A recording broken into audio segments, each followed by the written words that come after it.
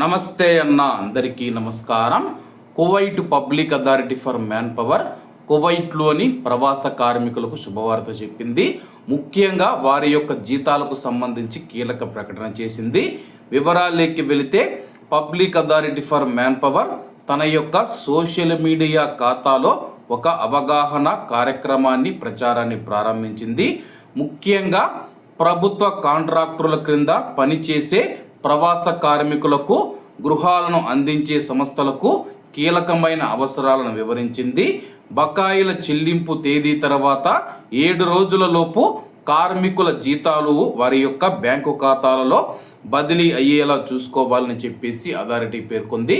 ప్రస్తుతం కువైట్లో ప్రవాస కార్మికులు ఎవరైతే ఉన్నారో వాళ్ళ యొక్క జీతాలు ఏవైతే ఉన్నాయో ప్రతి నెల 7వ తేదీలోపు వాళ్ళ యొక్క అకౌంట్లలో జమ కావాలని చెప్పేసి, అలా జమ చేయని నేపథ్యంలో అటువంటి యజమానులపైన చట్టపరమైన చర్యలు తీసుకుంటామని చెప్పేసి, ఎవరైతే ఈ యొక్క చట్టాన్ని పాటించడంలో విఫలమవుతారో కార్మిక చట్టం యొక్క నిబంధనల ప్రకారం యజమానులకు చట్టపరమైన పరిణామాలకు దారి తీయవచ్చని చెప్పేసి public authority for man power తెలిపింది.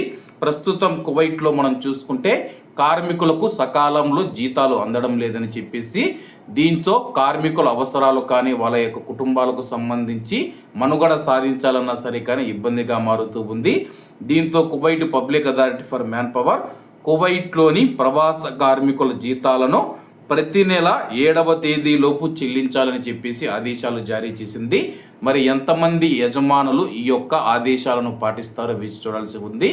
7వ తేదీ లోపల కార్మికుల యొక్క బ్యాంక్ అకౌంట్లలో జీతాలు జమ కాకపోతే చట్టపరమైన చర్యలకు యజమానులు సిద్ధంగా ఉండాలని చెప్పేసి public authority for man power హెచ్చరించింది.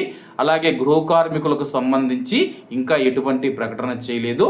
ప్రస్తుతం ప్రభుత్వ కాంట్రాక్టుల కింద పనిచేస్తూ ఉన్న వారికి మాత్రమే ఈ నిబంధనలు వర్తించే విధంగా అయితే Kuwait public authority for man power అయితే యజమానులను హెచ్చరించింది. కాబట్టి అందరూ బాగుండాలి, ఎందులో మనం ఉండాలి. అందరికీ నమస్తే అన్న, జై హింద్.